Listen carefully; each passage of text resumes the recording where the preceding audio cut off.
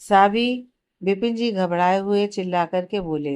अनुराग और अनुप्रिया के कदम अपनी जगह पर ही रुक गए थे और साथ में आराध्या जी के भी, जो उनके पीछे उन्हें रोकने के लिए जा रही थी।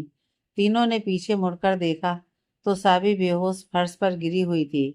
अनुराग जल्दी से भागकर उसके पास आया और उसका सर अपनी गोद में रखकर उसके गालों को थपथपाता हुआ घबराई हुई आवाज में बोला, साबी, साबी प्लीज आंखें खोलो। क्या हुआ आपको? साबी आराध्या जी की तरफ देखकर, मॉम देखिए ना, क्या हो गया है साबी को, ये आंखें क्यों नहीं खोल रही? आराध्या जी विपिन जी की तरफ देखकर बोली, आप डॉक्टर को फोन कीजिए और उसे यहाँ आने का बोलिए।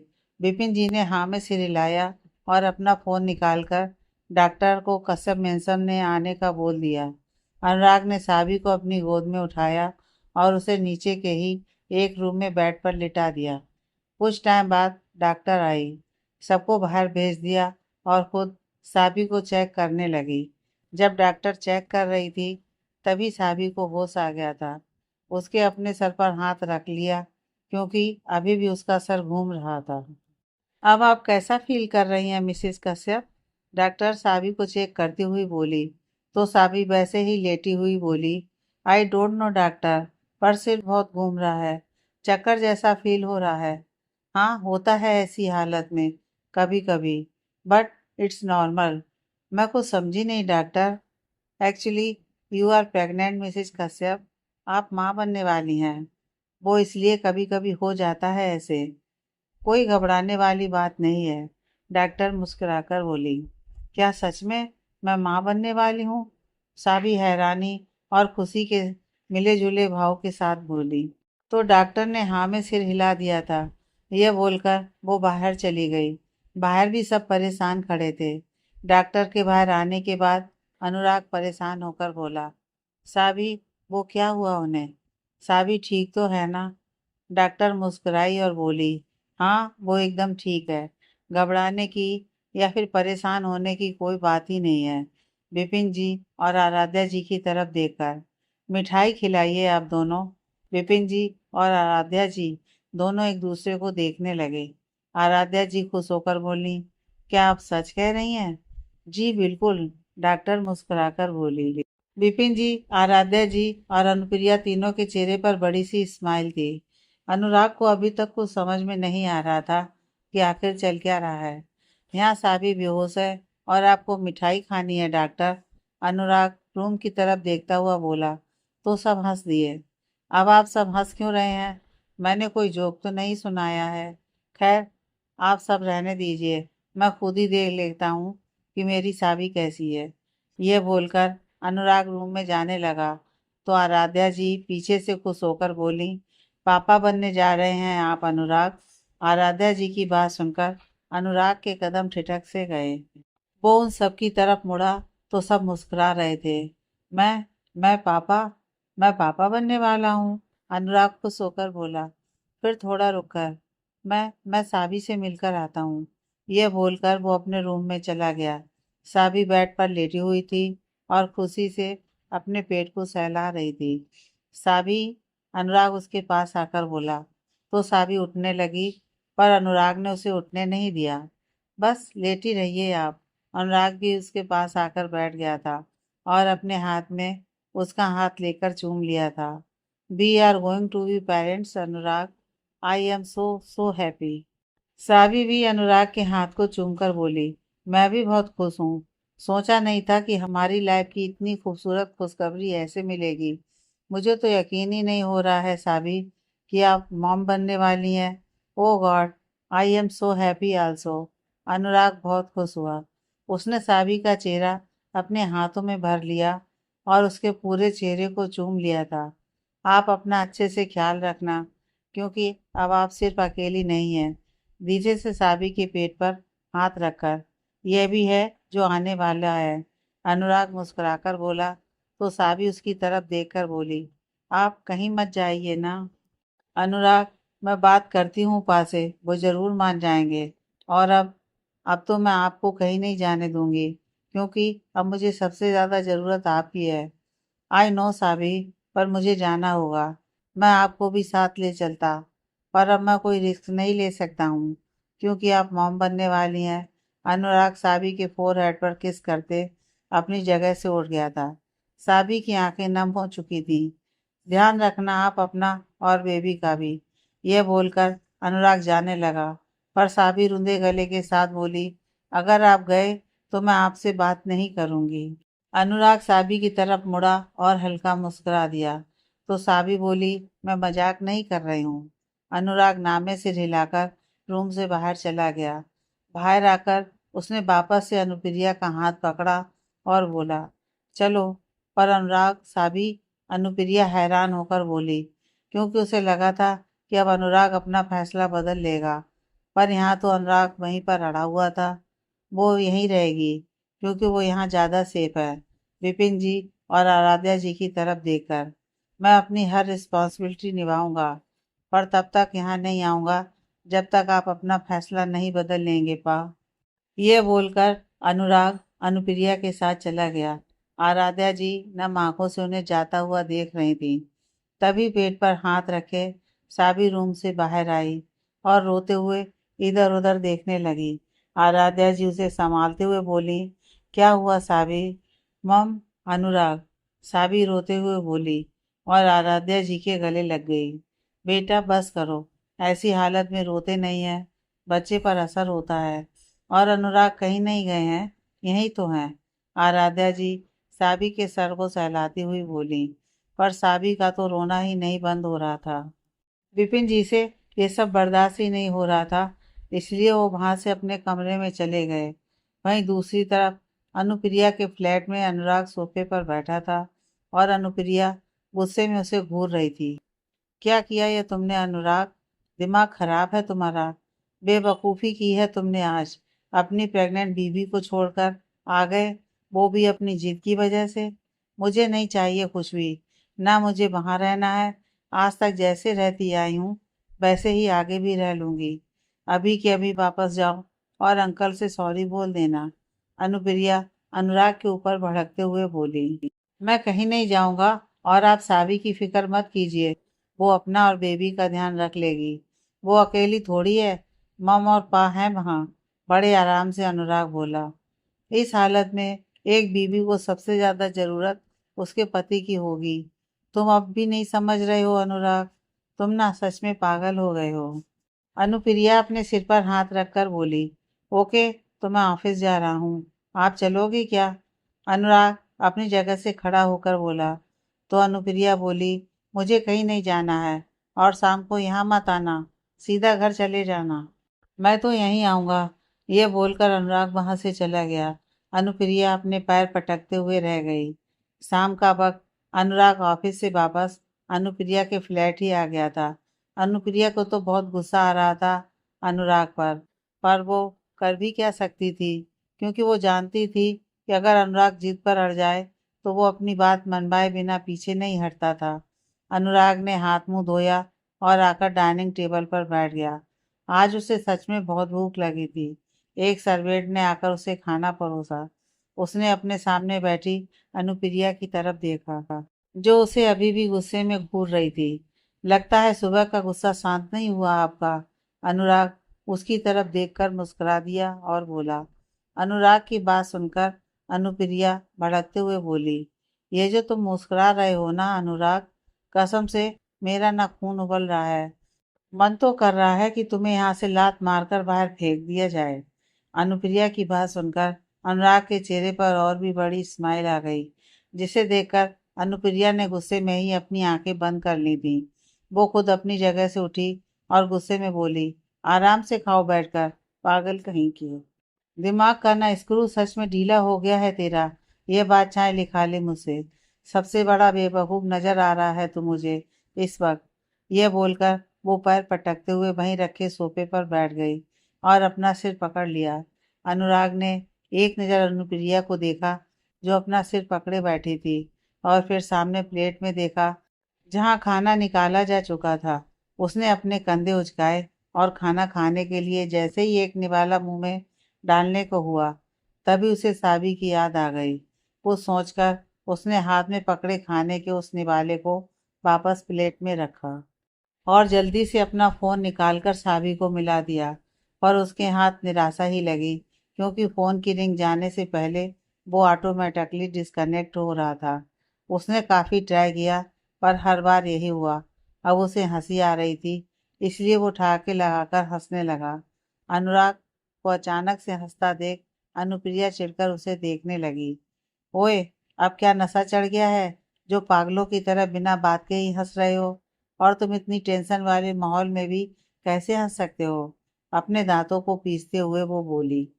तो अनुराग अपनी हंसी को रोकता हुआ बोला, मेरी लाइफ की ये सबसे पहली लड़की है जिसने मेरा नंबर ही ब्लॉक लिस्ट में डाल दिया है।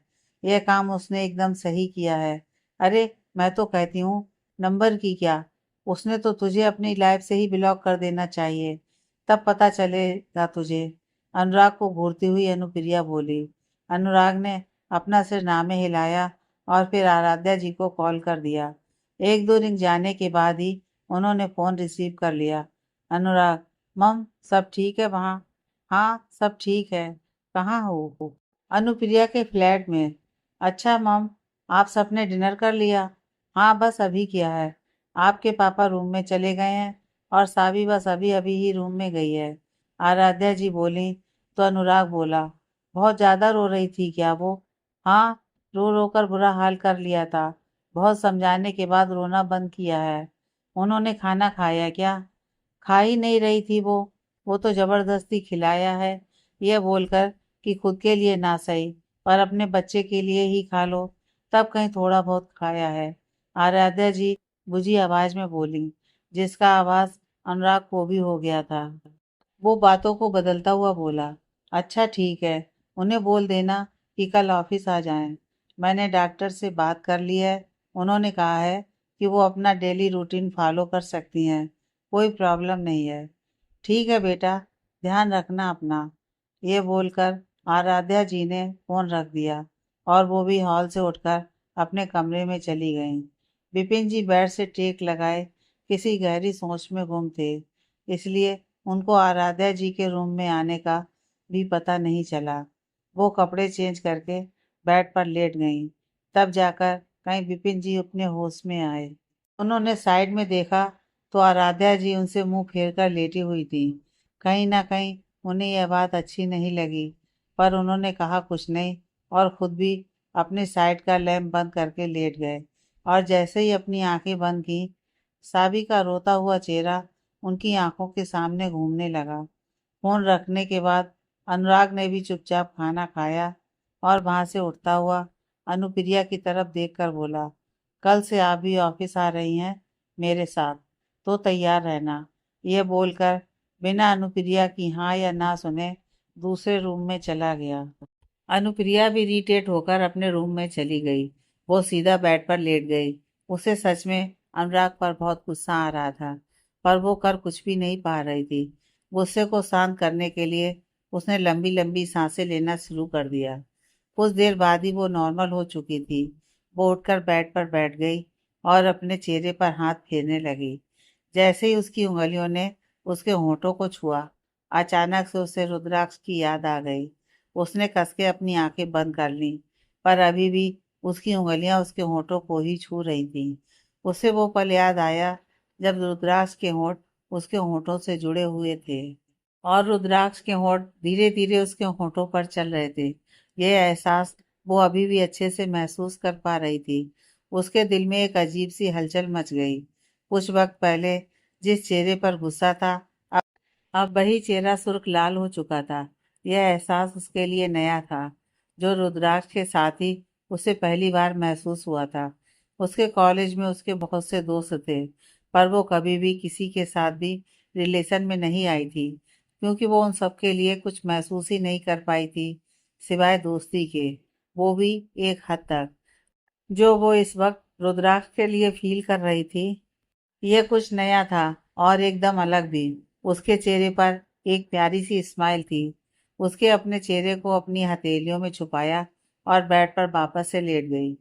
सावी की पूरी रात करवटों में ही चली गई थी। मजाल है कि उसने 5 मिनट भी अपनी आंखें बंद करके देखी हों। जब 6 बजे तो वो उठकर नहा धोकर नीचे आ गई। विपिन जी और आराध्या जी दोनों अभी भी सो रहे थे। वो किचन में आई तो देखा कि दो सर्वेंट्स नाश्ते की तैयारी कर रहे हैं, तो उसने उन्हें मना किया और खुद ही बनाने लगी। वो थोड़ा बहुत उनकी भी मदद ले रही थी। उसे कुछ टाइम ही हुआ था कि आराध्या जी भी आ गई थी। वहीं वो साबी को देखकर बोली, साबी, आप इतनी जल्दी उठ गई? Good morning mom. हाँ, एक्चुअली नींद जल्दी खुल गई, तो सोचा कि क्यों ना नाश्ता ही बना दिया जाए, तो बस आ गई। साबी मुस्कुराकर बोली। पर आराध्या जी उस मुस्कान के पीछे उसका दर्द देख सकती थी। न सोने की वजह से आंखें हल्की लाल और सूजी हुई लग रही थी। पर आराध्या जी ने ज्यादा कुछ नहीं कहा।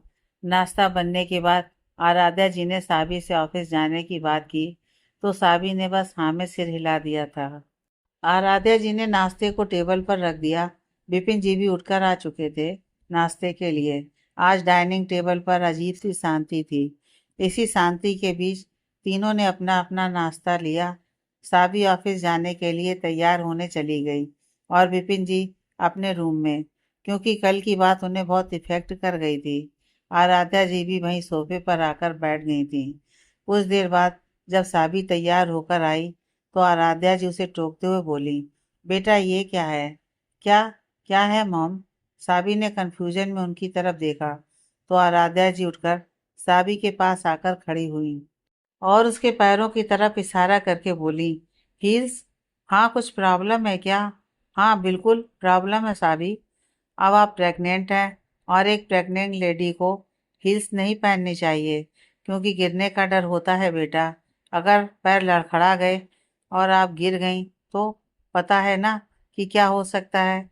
आराध्या जी से समझाते हुए बोली, तो साबी को समझ आया। उसने अपनी वो 3 इंच की हील्स को निकाल दिया और आराध्या जी की तरफ देखकर बोली, मैं आगे से ध्यान रखूंगी मॉम, और आप भी बस मुझे यूं ही बताती रहिए, क्योंकि आप तो जानती हैं कि मुझे ज़्यादा कुछ पता नहीं है। हाँ बेटा, मैं तो हूँ ही। अब कोई फ्लैट सैंडल पहनकर चली जाना। आराध्या जी मुस्कुराकर बोली, तो साबी ने हाँ में सिर हिलाया और दूसरे पल फ्लैट सैंडल पहनकर वो ऑफिस के लिए निकल गई। वो ऑफिस आई और सीधा ही लिफ्ट की तरफ बढ़ गई। अभी लिफ्ट ऊपर गई हुई थी, इसलिए वो लिफ्ट के गेट में खड़ी हो गई। तभी उसे अपने पीछे से जानी पहचानी आवाज़ सुनाई दी, जो कि अनुप्रिया की थी, जो शायद अनुराग से किसी बात पर उस पर भड़क रही थी। दोनों लिफ्ट की तरफ ही बढ़ रहे थे। सामने साबी को खड़ा देखकर अनुराग और अनुप्रिया दोनों ही चुप हो गए थे और दोनों साबी के पास ही आकर खड़े हो गए। हेलो दी। साबी अनुप्रिया की तरफ देखकर बोली, तो बदले में अनुप्रिया ने उसे गले लगा लिया था और फिर उससे अलग होती हुई बोली, कैसी हो अब? ठीक हूँ, साबी बोली, पर उसने एक बार भी अनुराग की तरफ नहीं देखा, जो अनुप्रिया के पास ही खड़ा था। खुद को इग्नोर होता देखकर अनुराग आखिर खुद ही बोल पड़ा, अब आपकी तबीयत कैसी है साबी? अनुराग ने पूछ तो लिया था, पर साबी की तरफ से कोई जवाब नहीं आया था। अनुराग कुछ बोल पाता उससे पहले ही लिफ्ट नीचे आकर खुल चुकी थी। साबी और अनुप्रिया लिफ्ट में एंटर हुई और एक तरफ जाकर खड़ी हो गई। अनुराग भी बिना कुछ और बोले अंदर आ गया था। लिफ्ट सीईओ फ्लोर पर आकर रुकी। साबी बिना कुछ कहे, बिना किसी की तरफ देखे बाहर आकर सीधा ही अपनी टेबल पर चली गई थी। अनुराग और अनुप्रिया भी बाहर आए। अनुराग बस साबी की टेबल की तरफ ही देख रहा था, जो वहां जाकर बैठ चुकी थी। अनुप्रिया ने उसके कंधे को थपथपाया और आगे बढ़ गई। अनुराग अनुप्रिया के साथ अपने कैबिन में आकर अपनी चेयर पर बैठ गया था। अनुप्रिया, अब से आपको साबी का ध्यान रखना है ऑफिस में, क्योंकि आप ये तो देख ही चुकी हैं कि वो मुझसे बात करना तो दूर, मेरी तरफ एक नज़र भी नहीं देख रही है। मैं साबी के साइड वाली टेबल को खाली करवा रहा हूँ आपके लिए। ओके? अनुराग अनुप्रिया की तरफ देखकर बोला, तो अनुप्रिया गुस्से में उठी और उसकी तरफ घूरती हुई बोली, जब खुद ही फैसला ले लिया है तो मुझसे क्यों पूछा है? अगर मैं ना कहूँगी तो तू बड़ा मानने वाला है। तेरे लिए नहीं कर रही हूँ मैं ये सब, क्योंकि तू लायक नहीं है, एकदम नालायक है। ये सब मैं अब मेरे होने वाले भतीजा या फिर भतीजी के लिए कर रही हूँ। ओके, ओके, मुझे समझ आ गया है अनुराग, अपने दोनों हाथों को अनुप्रिया के आगे जोड़ता हुआ बोला। तो अनुप्रिया अपना घूरना जारी रखती हुई बोली, तुझे समझ भी आता है क्या कुछ? मुझे ना आपसे कोई बात ही नहीं करनी है। बस आप साबी का ध्यान रखना। आपको सिर्फ काम करने का नाटक करना है। आपकी टेबल साबी के जस्ट साइड वाली है। अनुराग अपने सामने पड़ा लैपटॉप को ऑन करता हुआ बोला और अनुप्रिया अपने पैर पटकते हुए वहां से चली गई। शाम का वक्त, ऑफिस आवर खत्म होते ही साबी घर के लिए निकल गई थी। अनुप्रिया भी अकेली ही फ्लैट के लिए निकल गई थी, क्योंकि अनुराग ने ही उससे कहा था कि अभी उसे टाइम लगेगा। गाड़ी ड्राइव करते हुए ही उसकी नज़र आइसक्रीम पार्लर पर जाकर रुक गई थी। आइसक्रीम खाने का सोचकर उसने अपनी गाड़ी को साइड में लगाया और आइसक्रीम पार्लर के अंदर चली गई। जब वो अपनी आइसक्रीम लेकर बाहर आई तो उसकी नज़र वहीं खड़े एक बच्चे पर गई, जो वहीं खड़ा होकर आइसक्रीम पार्लर की तरफ बड़े ही आस से देख रहा था। अनुप्रिया उसके पास आई और बोली, आइसक्रीम खानी है क्या? उस बच्चे ने जल्दी से अपनी गर्दन हिला दी, तो अनुप्रिया ने अपने हाथ में पकड़ी उस आइसक्रीम को उस बच्चे की तरफ बढ़ा दिया। पर उस बच्चे ने वो आइसक्रीम नहीं ली और बोला, दीदी ये वाली नहीं चाहिए। ओह अच्छा, फिर बताओ कि कौन सी चाहिए, मैं वही दिला दूंगी। अनुप्रिया मुस्कुराकर बोली। तो वो बच्चा बोला, दीदी क्या आप सच में मुझे मेरी पसंद की आइसक्रीम दिलवाओगी? उस बच्चे के इस सवाल पर अनुप्रिया ने हाँ में सिर हिला दिया था।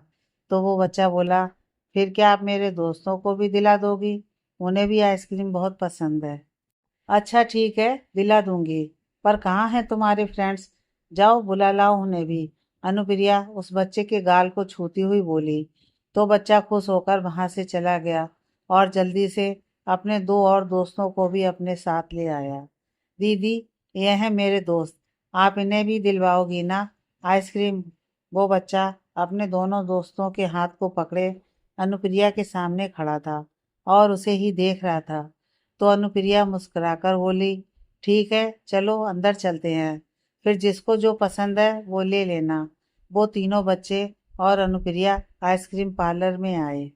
अनुप्रिया वहीं काम कर रहे एक आदमी से बोली, भैया इन बच्चों को जो भी ये आइसक्रीम मांगे वो दे दीजिए और फिर मुझे बता दीजिए कि कितने पैसे हो गए हैं। जी मैडम, ये बोलकर वो आदमी उन बच्चों को उनकी पसंदीदा आइसक्रीम देने लगे। अनुप्रिया बस मुस्कुराकर उन्हें ही देख रही थी।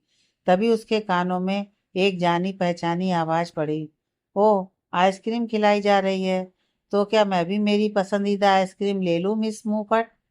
अनुप्रिया ने पीछे मुड़कर देखा तो वहां रुद्राक्ष अपने एक हाथ अपनी पॉकेट में डाले और चेहरे पर हल्की सी मुस्कान लिए खड़ा था। अनुप्रिया ने अपनी नजरें उसकी तरफ से तुरंत फेर ली थी और हाँ में अपना सिर हिला दिया था, मानो वो कह रही हो, तुम भी ले लो जो लेनी हो। रुद्राक्ष ने आगे बढ़कर चॉकलेट आइसक्रीम का फौरन ले लिया था। अनुप्रिया ने पैसे दिए और फिर सभी बाहर आ गए।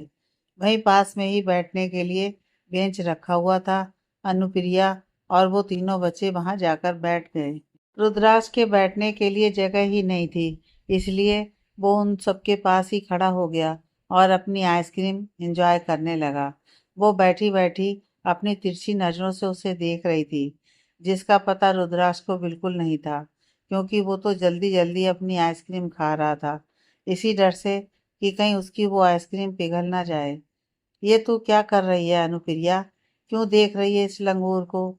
अगर तू पहले वाली अनुप्रिया होती ना, तो इस लंगूर को आइसक्रीम तो क्या, एक टॉफी का खाली छिलका भी ना दिलाती। पर यहाँ तूने तो इसे 50 रुपए वाली आइसक्रीम दिला दी। भूल गई क्या?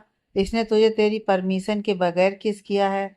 भाई टब वाली अनुप्रिया बन, बन भाई अनुप्रिया। अपनी ही ख्यालों में अनुप्रिया इस कदर खो चुकी थी कि अब उसकी आइसक्रीम, जो कि उसने अपने हाथ में पकड़ी हुई थी, वो पिघल पिघल कर नीचे गिरने लगी थी। दीदी आपकी आइसक्रीम। वहीं बैठे एक बच्चे का ध्यान जब अनुप्रिया की पिघलती आइसक्रीम पर गया तो वो तुरंत बोल पड़ा, जिससे अनुप्रिया अपनी उधेड़-बुन वाली दुनिया से वापस वर्तमान में लौट आई थी। उसने अपने हाथ की तरफ देखा, वो आइसक्रीम पूरी तरह पिघल चुकी थी। जो कुछ तो उसके हाथ पर लग चुकी थी और कुछ नीचे जमीन पर गिरी हुई थी। वो अपनी जगह से उठी और उस आइसक्रीम को वहीं पास में मौजूद डस्टबिन में डाल दिया था। लो, इससे साफ कर लो हाथ को। अपनी आइसक्रीम खत्म करके रुद्राक्ष ने अपनी पॉकेट से अपना रुमाल निकालकर अनुप्रिया की तरफ बढ़ा दिया, जिसे अनुप्रिया ने हल्की स्माइल के साथ ही उसके हाथ से ले लिया था और अपना हाथ साफ कर लिया था। हाथ साफ करने के बाद उस रुमाल को उसके अपने पर्स में डाल लिया था, यह बोलकर कि यह अब गंदा हो गया है, मैं इसे साफ करके दे दूंगी तुम्हें। रुद्राक्ष ने उसे मना किया, पर अनुप्रिया नहीं मानी। अनुप्रिया ने उन बच्चों की तरफ देखा और मुस्कुराकर बोली, ओके, तो अब मुझे जाना पड़ेगा। थैंक यू दीदी आइसक्रीम के लिए, उनमें से एक बच्चा बोला। तो बाकी दो बच्चे खुशी से उछलते हुए बोले, थैंक यू दीदी, थैंक यू दीदी। वेलकम, अनुप्रिया मुस्कुराकर बोली। भैया, आप क्यों नहीं बोल रहे दीदी को थैंक यू? दीदी ने आपको भी तो आइसक्रीम खिलाई है ना, उनमें से एक बच्चा बोला, जिसकी बात पर बाकी दो बच्चों में भी सहमति से अपना सिर हाँ में हिला दिया था। थैंक यू दीदी, रुद्राक्ष फिलो फिलो में अनुप्रिया की तरफ देखकर बोल चुका था, जैसे वो तीनों बच्चे उसे दीदी कह रहे थे। रुद्राक्ष के मुंह से खुद के लिए दीदी सुन अनुप्रिया ने अपने हाथों से अपने दोनों कानों को ढक लिया था। खुद के लिए दीदी सुनना, वो भी रुद्राक्ष के मुंह से, यह सच में भयानक से भी भयानक था उसके लिए, जिसे वो बिल्कुल भी नहीं सुनना चाहती थी। अनुप्रिया का रिएक्शन देखकर वो बच्चे मुंह दबाकर वहां से भाग चुके थे। उनके जाने के बाद रुद्राक्ष को रियलाइज हुआ कि आखिर उसने बोल क्या दिया है। उसने अपनी जीभ को अपने दांतों तले काट लिया। वो अपनी बातों को सही करता हुआ बोला, मेरा मतलब था कि जहाँ बच्चे भागकर गए थे उस दिशा में इशारा करके, उनकी दीदी, तुम तुम ना कभी नहीं सुधर सकते हो। यह बोलकर अनुप्रिया गुस्से में अपने पैर पटकते हुए वहां से जाने लगी थी, पर रुद्राक्ष ने भी फुर्ती दिखाकर उसका हाथ पकड़ लिया था। आई am so sorry Anupriya, I am really really sorry. छोड़ो मेरा हाथ, वरना आज तुम मुझसे पिट जाओगे। छोड़ो, अनुप्रिया गुस्से में रुद्राक्ष की तरफ देखकर बोली, पर वो अब रुक गई थी। रुद्राक्ष ने उसका हाथ छोड़ दिया और अपने दोनों कानों को पकड़कर उठक बैठक लगाता हुआ बोला, सॉरी सॉरी सॉरी, माफ कर दो मुझे। पता नहीं ये मेरे साथ क्या हो रहा है, जब से तुम मेरी लाइफ में आई हो ना, एक के बाद एक धड़ाधड़ मुसीबत आई ही जा रही है। अब मेरा दिमाग बस विस्फोट ही होने वाला है दर्द से। बंद करो ये अपनी नौटंकी, सब हमें ही देख रहे हैं, प्लीज। रुद्राक्ष को रोकती हुई अनुप्रिया अपने चारों तरफ देखकर बोली, क्योंकि वहां रोड से गुजर रहे लोग उन्हें ही देख रहे थे और शायद अनुप्रिया के लिए काफी एम्बेरसिंग था। नहीं, पहले तो मुझे माफ करो, तब उठूंगा, नहीं तो नहीं। रुद्राक्ष उठक बैठक करना जारी रखता हुआ बोला, अच्छा किया माफ, बस आप ये सब बंद करो और चलो यहाँ से। अपने चारों ओर देखती हुई वो बोली, तो रुद्राक्ष ने उठक बैठक करना बंद किया और सही से उठकर सीधा खड़ा हो गया। थैंक यू अनु, तुम, अनुप्रिया रुद्राक्ष को घूरते हुए उससे बोली। तो रुद्राक्ष हल्का मुस्कुराकर बोला, हाँ हाँ अनुप्रिया, तुम ना सच में बहुत अच्छी हो। मुझे पता है कि मैं बहुत अच्छी हूँ, ये कोई नई बात तो थी नहीं। वो मुझे ना तुमसे एक और चीज के लिए माफी मांगनी है। अब क्या रहता है? अरे रिलैक्स, इतना गुस्सा क्यों कर रही हो? मैं बस बात ही तो कर रहा हूँ। तुम बात नहीं बल्कि इरिटेट कर रहे हो मुझे। ठीक है, मुझे ना तुम्हें किस नहीं करना चाहिए था, पर क्या करता, उस समय सिचुएशन ही अलग थी। रिमी जस्ट मेरे पीछे खड़ी थी, वो समझ में नहीं आया और तुम कुछ ना बोलो, इसके लिए मैंने हड़बड़ी में तुम्हें किस कर लिया। सॉरी, प्लीज तुम कुछ गलत मतलब मत निकालना, खुद को बचाने के लिए ही मैंने तुम्हें किस कर दिया।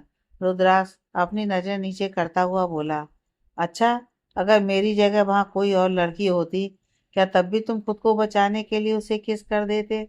अनुप्रिया रुद्राक्ष के चेहरे को गौर से देखती हुई अपने आप में ही खोई हुई सी बोली, हाँ शायद कर देता। रुद्राक्ष बोला, पर अनुप्रिया को बिल्कुल अच्छा नहीं लगा। शायद जो फील कर रही थी वो तो सिर्फ वही कर रही थी, रुद्राक्ष नहीं। उसने तो नॉर्मली किस किया था, वो कुछ फील थोड़ा ही करता था उसके लिए। और उसे देखकर भी यही लग रहा था कि वो नॉर्मल ही था। यही सब दिमाग में आते ही अनुप्रिया का दिल मानो टूट सा गया, जिसमें रुद्राक्ष के लिए अभी अभी फीलिंग्स आनी शुरू हुई थी। अब अगर वो वहाँ और खड़ी रहती तो वो खुद को संभाल ना पाती और रोने ही लगती। वो मुड़ी और बिना कुछ कहे ही वहां से चली गई। अचानक से अनुप्रिया को जाता देख रुद्राक्ष हैरान हो गया था। उसने उसे काफी आवाज भी लगाई, पर वो उन आवाज को पूरी तरह अनसुना करके वहां से चली गई थी। क्या मैंने कुछ गलत बोल दिया? रुद्राक्ष खुद से ही सवाल करता हुआ बोला। आज का दिन कैसा रहा साबी बेटा? ऑफिस में विपिन जी, जो अभी अभी डाइनिंग टेबल पर आकर बैठे थे डिनर के लिए, वहां पहले से ही साबी बैठी हुई थी। ठीक रहा, साबी हल्की सी मुस्कान मुस्कुराते हुए बोली। आपको ज्यादा वर्क प्रेशर लेने की जरूरत नहीं है। अगर काम नहीं हो तो उसको वहीं छोड़ दो। ओके? जी पा, मैं ध्यान रखूंगी, साबी बोली। तभी किचन से आराध्या जी सब्जी का बाउल लेकर आई और वहीं टेबल पर रख दिया। अपनी डाइट का अच्छे से ध्यान भी रखना है साबी आपको। इस टाइम आपको खाना स्किप नहीं करना है, प्रॉपर डाइट लेनी है। आराध्या जी साबी की तरफ देखकर बोली, तो साबी ने हाँ में सिर हिला दिया।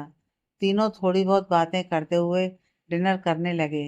वहीं दूसरी तरफ अनुप्रिया जब अपने फ्लैट पर आई तो वो सीधा ही अपने रूम में आ गई और खुद को बंद कर लिया अपने रूम में, और वहीं बेड पर औंधे मुंह गिर पड़ी थी। अब तक जो आंसू उसने रोक रखे थे वो आंखों से बह निकले थे। अपना चेहरा तकी में छुपाया और फपक कर रो पड़ी। मैं कैसे सोच सकती हूँ कि कोई मुझसे प्यार करेगा? कैसे सोच लिया कि शायद रुद्राक्ष? बोलते हुए वो रुक गई और कस के अपनी आंखें बंद कर लीं। नहीं नहीं, उसने तो सिर्फ बचने के लिए किस किया था। तुम ही गलत सोच बैठी थी। कोई तुम्हें प्यार नहीं कर सकता है, और करेगा भी क्यों? क्या तुम कोई स्पेशल हो? जैसे बचपन से रही हो, आगे अभी भी यूं ही रहना है तुम्हें, अकेले और तना। हर बार तुम ये बात भूल जाती हो और खुद को ही दर्द पहुंचाती हो। फिर वो उठकर बैठ गई और अपने आंसू पोंछे, पर आंसू पोंछने का भी कोई फायदा नहीं था, क्योंकि वो तो लगातार बहे जा रहे थे। क्यों रो रही हो? छोड़ो, जो हो गया। तुम्हारा और उसका कोई रिश्ता नहीं है, और ना ही शायद कभी होगा। और वैसे भी तुम उससे हमेशा लड़ती हो, तो फिर उसकी बात तुम्हें इतनी इफेक्ट क्यों कर रही है? ज्यादा दिल पर लेने की जरूरत ही नहीं है। अपने सिर को पकड़कर फॉरगेट इट, यह बोलकर अनुप्रिया अपनी जगह से उठी और बाथरूम में चली गई।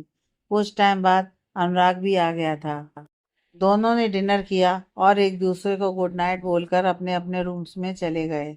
2 दिन बाद, इन 2 दिनों में भी सब नॉर्मल ही रहा, जैसे पहले चल रहा था बिल्कुल वैसा ही। अनुराग के ऑफिस में साबी अपनी टेबल पर बैठी हुई कुछ फाइल चेक कर रही थी, और उसके पास वाली टेबल पर ही अनुप्रिया अपने फोन में लगी हुई थी। दी, क्या आप एक बार ये फाइल उन्हें दे आएंगी? अपने हाथ में पकड़ी फाइल को साबी ने बंद किया और अनुप्रिया की तरफ बढ़ा दी। हाँ, क्यों नहीं, अभी देकर आती हूँ। अनुप्रिया ने अपना फोन बंद किया और वही टेबल पर रखकर वो उठी और साबी के हाथ से वो फाइल लेकर अनुराग के केबिन की तरफ बढ़ गई। जब अनुप्रिया ने अपने कदम अनुराग के केबिन में रखे, एक जानी पहचानी सी आवाज उसके कानों में पड़ी, जिसे वो तुरंत समझ गई थी कि ये आवाज किसकी है। उसने अपने मन को सख्त किया और अनुराग के पास आकर वो फाइल उसकी तरफ बढ़ा दी। ये लो फाइल, साबी ने दी है। अनुराग ने फाइल ली और अपने सामने बैठे रुद्राक्ष की तरफ बढ़ा दी। मिस्टर मेहता, एक बार आप ये खुद चेक कर लीजिए। वैसे तो कोई कमी नहीं होगी, आई एम डैम श्योर, पर फिर भी अगर आपको लगे तो बता दीजिएगा। अनुराग मुस्कुराकर बोला। रुद्राक्ष ने फाइल ले ली और उसे देखने लगा। अनुप्रिया ने खुद को बहुत रोका कि वो उसकी तरफ ना देखे, पर उसकी नजरें शायद बगावत कर रही थीं उसके साथ ही। चोरी छुपे उसे देख ही लिया। हमेशा की तरह आज भी उसने ब्लैक फॉर्मल कोट पहना हुआ था। उस पर उसका वो अट्रैक्टिव फेस। एटीट्यूड की दुकान। अनुप्रिया अपनी नाक सिकोड़कर अपने मन में बोली। क्या कहा? रुद्राक्ष को लगा कि शायद अनुप्रिया ने उससे कुछ कहा है, तो इसलिए वो अपनी नजरें उठाकर उसकी तरफ देखता हुआ बोला। अनुप्रिया ने अपना मुंह टेढ़ा मेढ़ा बनाया और वहां से बिना कुछ कहे चली गई। इसे क्या हो गया है? रुद्राक्ष अपने मन में बोला और फिर से फाइल में देखने लगा। पर अब उसका ध्यान फाइल को पढ़ने में नहीं था। वो अनुप्रिया के बिहेव के बारे में सोच रहा था। आई थिंक कि इसमें कुछ कमी नहीं है। मुझे इतना तो विश्वास है आप पर कि आप अच्छा काम ही करेंगे। रुद्राक्ष अनुराग की तरफ उस फाइल को बंद करके रखता हुआ बोला। ओके, अनुराग मुस्कुराकर बोला। तो रुद्राक्ष अपनी जगह से उठा और बोला, अब मुझे चलना चाहिए। बाकी अगर आपको कुछ पूछना है तो किसी भी टाइम कॉल कर सकते हैं। आप फिक्र मत कीजिए, हमारी तरफ से सब बेस्ट ही होगा। अनुराग रुद्राक्ष से हैंडशेक करता हुआ बोला। रुद्राक्ष मुस्कुरा दिया और वहां से चला गया। अनुराग भी अपना काम करने लगा। क्या हुआ आपको दी? अनुप्रिया के वापस आते ही सावी उसके चेहरे को देखकर बोली, क्योंकि उसका मूड कुछ सही नहीं लग रहा था इस वक्त। कुछ भी तो नहीं हुआ, बस हल्का से दर्द हो गया है। तुम फिक्र मत करो, मैं ठीक हूँ। अनुप्रिया चेयर पर बैठती हुई बोली। आगे साबी ने कुछ नहीं कहा और अपने काम में लग गई। शाम का वक्त रुद्राक्ष एक कैफे में बैठा हुआ था। चेहरे पर कोई भाव नहीं था और शायद वो इस वक्त कुछ सोच रहा था। अब फिर कहीं खो गया तो? रुद्र यार, आज तुझे हो क्या गया है? बार बार किसके ख्यालों में खो जा रहा है तू? रुद्राक्ष के जस्ट सामने बैठा उसका फ्रेंड विवान बोला। कहीं भी तो नहीं। चल कुछ ऑर्डर करना विवान। रुद्राक्ष अपने ख्यालों की दुनिया से वापस आता हुआ बोला और वहीं रखा मेनू उठा लिया था। कुछ तो हुआ है, अगर नहीं बताना तो साफ साफ बोल दे। तेरे चेहरे पर झलक रहा है कि किसी उलझन में है। विवान रुद्राक्ष के चेहरे को गौर से देखता हुआ बोला। इस बार रुद्राक्ष चुप सा हो गया और खुद में ही कुछ सोचने लगा। काफी देर की चुप्पी के बाद रुद्राक्ष ने एक गहरी सांस ली और अनुप्रिया के बारे में सब कुछ बता दिया।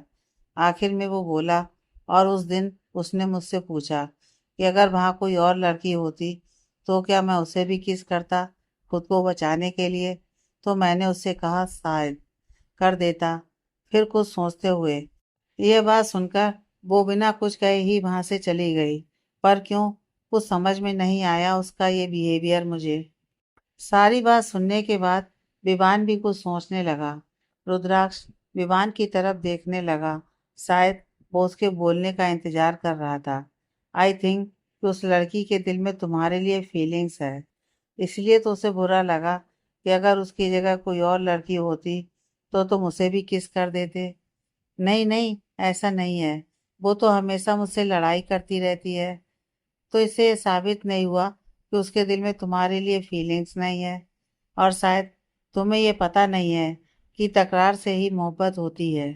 आई डैम श्योर कि वो कुछ तो फील कर रही है तुम्हारे लिए, विवान तपाक से बोला। पर उसने मुझसे कहा क्यों नहीं? वो तो ऐसी लड़की है जो मुंह पर ही बोल देती है सब कुछ।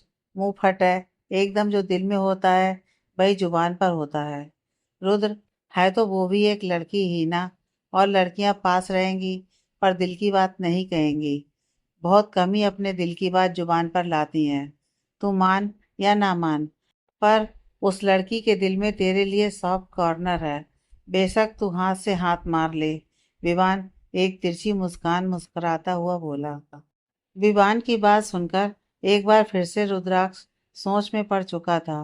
वहीं दूसरी तरफ साबी अपने रूम में बैठी हुई थी।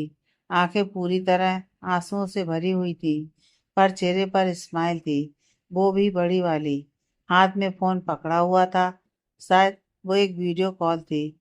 ओ दी, आप तो रोने ही लगी। ये तो गुड न्यूज़ है ना? और आप हैं कि आंसू बहा रही हैं। एक गुड न्यूज़ आपने दी और एक गुड न्यूज़ हमने दे दी। शायद आपको अच्छी नहीं लगी हमारी गुड न्यूज़। सामने से समीर बोला।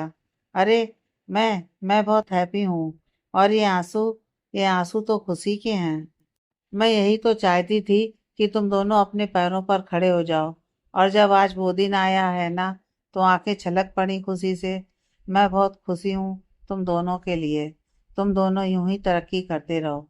साबी अपने आंसू को साफ करती हुई बोली। असल में जहाँ समीर और समीरा इंटर्नशिप के लिए गए थे, उन्होंने खुद दोनों को जॉब ऑफर की थी, वो भी बहुत अच्छी पोस्ट पर।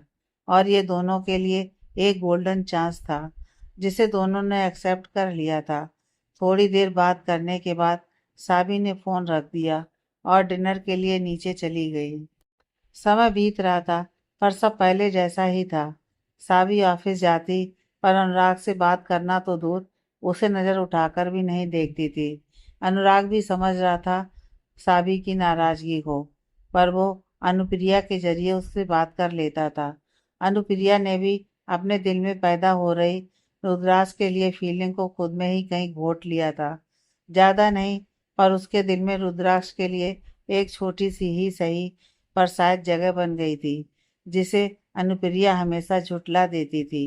वो हमेशा खुद को रोक लेती थी रुद्राक्ष के बारे में सोचने से। 3 महीने बाद सुबह का वक्त, अनुराग जॉगिंग के लिए पार्क में आया हुआ था। थोड़ी देर की वर्कआउट के बाद वो वहीं बेंच पर बैठ गया था। तभी उसकी नज़र वहीं पर बैठे एक कपल पर गई। शायद वो लेडी प्रेग्नेंट थी और उसे क्रेविंग हो रही थी। घर चलकर ले आऊँगा ना मैं, अब यहाँ से तो चलो प्लीज़ ना। वहाँ जाने के बाद तुम्हें जितनी इमली खानी है खा लेना, पर यहाँ कहाँ से लेकर आऊँ? वो आदमी अपना सिर पकड़ता हुआ अपनी पत्नी से बोला। नहीं नहीं, मुझे अभी खानी है। वो लेडी मुंह फुलाते हुए वहीं रखे बेंच पर बैठ गई थी। प्लीज ना चलो, यहाँ कहाँ मिलेगी अब इमली? वो आदमी बोला। मुझे नहीं पता, कहीं से भी लेकर आओ, पर मुझे खानी है। अच्छा ठीक है, तुम यहीं बैठो, मैं लेकर आता हूँ। कहीं जाना मत, और प्लीज ध्यान रखना अपना। मैं यूं गया और यूं आया, वो आदमी थक कर बोला और वहां से लगभग भागते हुए चला गया। जल्दी आना, वो लेडी चिल्लाते हुए बोली। यह सब अनुराग मुस्कुराकर देख रहा था। उस लेडी को देखकर अनुराग को साबी की याद आ गई। क्या साबी के भी मूड स्विंग होते होंगे या फिर क्रेविंग? यह सब सोचते हुए अनुराग के चेहरे पर उदासी उभर आई थी। वो उठा और फ्लैट पर आ गया। ऑफिस के लिए तैयार होने लगा। कुछ टाइम बाद अनुप्रिया और वो नाश्ते के बाद ऑफिस के लिए निकल गए। जब अनुराग और अनुप्रिया ऑफिस पहुंचे तब तक साबी आई नहीं थी। अनुराग ने अनुप्रिया को बोला कि जब साबी आ जाए तो उसे मेरे केबिन में भेज देना, और अगर ज़्यादा ना नुकर करे तो बोल देना कि अर्जेंट काम है। अनुप्रिया ने हाँ में सिर हिलाया और अपनी टेबल पर जा बैठी। अनुराग अपने केबिन में आ गया। कुछ टाइम बाद जब साबी आई तो अनुप्रिया ने उससे वही कहा जो अनुराग ने बोलने के लिए बोला था। साबी ने ज्यादा कुछ कहा नहीं और चुपचाप अनुराग के केबिन में आ गई। अनुराग बड़ी बेसब्री से उसी का इंतजार कर रहा था। क्या कुछ काम था आपको? साबी उसके सामने खड़ी होती हुई बोली। तो अनुराग अपनी जगह से उठता हुआ उसकी तरफ बढ़ता हुआ बोला। हाँ साबी, मुझे ना आपसे कुछ काम तो था। क्या? साबी टेबल की तरफ देखती हुई बोली, क्योंकि वो अनुराग की तरफ देख ही नहीं रही थी। जब से आई थी उसकी आंखें टेबल पर ही गड़ी हुई थी। आप पहले बैठ जाइए, हम बैठकर बात करें। अनुराग साबी के पास आकर उसका हाथ पकड़ता हुआ बोला। तो साबी ने अपना हाथ धीरे से उसकी पकड़ से निकाला और वहीं चेयर पर बैठ गई। अब बताइए कि क्या काम है जो सिर्फ बैठकर ही बात करने से हो सकता है? अनुराग भी उसके पास ही बैठ गया और बड़ी ही क्यूरियोसिटी के साथ बोला। क्या आपको भी प्रेगनेंसी की वजह से मूड स्विंग्स या फिर क्रेविंग होती होगी? इससे आपको क्या, अगर होती भी होगी तो? साबी रूखेपन के साथ बोली। आप ऐसा क्यों बोल रही हैं? क्या मेरा कोई हक नहीं है इस बच्चे पर? अनुराग नाराजगी से बोला। हक? मोक करते हुए। अब आपको हक याद आ गया? ओह हाँ, मैं तो भूल ही गई थी। आपका हक है ना, पूरा हक है। हूँ। हाँ, होते हैं ना मुझे भी मूड स्विंग्स, पर उन्हें कंट्रोल कर लेती हूँ। रही बात क्रेविंग की, तो वो भी होती है। अचानक रात को सोते हुए भी होने लगती है। इतनी रात को मेरे पास कोई होता नहीं है जिसे मैं अपनी फरमाइश बता सकूं। मम और पा हैं, पर इतनी रात को मैं उन्हें परेशान नहीं करती। थोड़ा रुक कर, तो इसलिए अपना ध्यान डाइवर्ट करने के लिए कोशिश करती हूँ, मूवी या फिर फ़ोन यूज़ करके। हंसते हुए। कुछ टाइम बाद ही क्रेविंग मिट जाती है ना? अच्छा तरीका। अनुराग अनुराग की तरफ अपनी नजरें घुमाते हुए। साबी की बातों में टोंट ज्यादा था, जिसे अनुराग समझ सकता था, पर उसे बुरा लगा कि साबी को ऐसी अपनी क्रेविंग और मूड स्विंग को कंट्रोल करना पड़ता है। अगर वो उसके पास होता तो शायद वो अपनी हर छोटी से छोटी और बड़ी से बड़ी फरमाइश उसे बताती और वो पूरी भी करता। अब तो वो था ही नहीं उसके पास। ये सब सोचते हुए अनुराग की जुबान से एक शब्द ही नहीं फूट रहा था, और वो कहता भी क्या। साबी की बातें उसके दिल में एक बेचैनी पैदा कर गई थी। साबी समझ गई थी कि अनुराग क्या सोच रहा होगा इस वक्त। उसने अपनी नजरें फेर ली और खुद के इमोशंस को कंट्रोल करने लगी। वो उठी और अपनी कांपती आवाज में बोली, शायद आपको मिल गया होगा अपने सवालों का जवाब। अब मुझे चलना चाहिए। ये बोलकर वो जाने लगी तो अनुराग ने उसकी साड़ी का पल्लू पकड़ लिया, जिससे वो वहीं रुक गई और अपनी आंखें कस के बंद कर ली। आई एम सॉरी साबी, मैंने आपके साथ बहुत गलत किया। आपको इस हालत में अकेला नहीं छोड़ना चाहिए था। आई एम सो सॉरी। पर उस टाइम मुझे आपकी सेफ्टी ज़्यादा ज़रूरी लगी और आप वहाँ सेफ थी, इसलिए मैं आपको अपने साथ लेकर नहीं गया। अब शायद कोई सॉरी की गुंजाइश ही नहीं है अनुराग हमारे बीच। अनुराग की बातों के बीच ही साबी बोल पड़ी और अपना पल्लू उसके हाथ से खींचकर निकाल लिया और वहां से चली गई। अनुराग शांति से वहीं बैठा रहा और लगातार अपने हाथ को देख रहा था। धीरे से उसने अपनी आंखें बंद कर लीं। शाम का वक्त जब साबी घर आई तो विपिन जी गार्डन में बैठे हुए थे, इसलिए साबी भी उनके पास ही चली आई। क्या कर रहे हैं पा आप? साबी मुस्कुराकर बोली और वहीं रखी चेयर पर बैठ गई थी। कुछ नहीं, बस यूं ही बैठा हूँ। विपिन जी साबी के सर पर हाथ रखकर बोले। तो साबी मुस्कुरा दी। मुझे ना आपसे कुछ बात करनी है। थोड़ी देर की चुप्पी के बाद विपिन जी गंभीर होते हुए बोले, हाँ पा, बोलिए ना, क्या बात है? साबी तुरंत बोली। आगे की कहानी नेक्स्ट पार्ट में।